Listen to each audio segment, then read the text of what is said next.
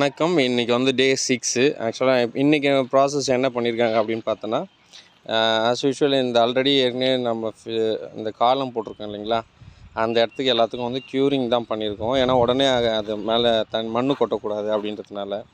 ஆக்சுவலாக என்ன பண்ணுவாங்க, இந்த காலம் கொட்டின இடத்துல வந்து நல்லா க்யூரிங் பண்ண விட்டுட்டு ஒரு 3 நாள் 4 நாள் க்யூரிங் பண்ண பிறகு தான் என்ன பண்ணுவாங்க, சுற்றி இருக்கிற இதில் மணலை போட்டு மணல் போட்டு கூறு ஆடுறோன்னு சொல்லுவாங்க ஆக்சுவலாக கொலோக்கியலாக. இந்த கூறு ஆடுற கான்செப்ட் என்னென்னா, மண்ணை கொட்டிட்டு அந்த நல்லா கொத்தி விட்டுட்டே இருப்பாங்க. அப்போ தான் அந்த மண் வந்து அந்த கேப்லலாம் இல்லாமல் உள்ளே போய் கரெக்டாக செட்டில் ஆகி அப்போ தான் டைட் ஆகணும், அந்த சாயில் டைட் ஆகணும்னு சொன்னாங்க. அப்படி ஆச்சுன்னா தான் அந்த ஸ்ட்ராங் அந்த கிரிப்னஸ் கிடைக்கும் அப்படின்றதுனால இப்போ ஃபுல்லாகவே தண்ணி தான் விட்ருக்கோம் இன்றைக்கி. ஆக்சுவலாக டே 6ல் இன்றைக்கும் வேலை நடந்தது. ஆனால் இந்த க்யூரிங் ப்ராசஸ் தான் இந்த காலமில் ஃபுல்லாக பண்ணியிருக்கேன் ஆக்சுவலாக. முழுக்க இது ஃபுல்லாகவே பார்த்திங்கன்னா க்யூரிங் ப்ராசஸ் தான் நடந்துகிட்ருக்கு. ஸோ முழுக்க ஃபுல்லாக இந்த க்யூரிங் ப்ராசஸ் போயிட்டுருக்கு.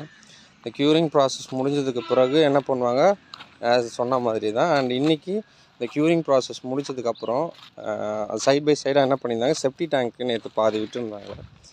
ஸோ அந்த செப்டி டேங்க் விட்ட பாதியை வந்து இப்போ கட்டிகிட்ருக்காங்க. அது உங்களுக்கு பார்த்தீங்கன்னா தெரியும். ஃபஸ்ட்டு வந்து நேற்று 4 அடி ஹைட் வரைக்கும் தான் கட்டியிருந்தாங்க.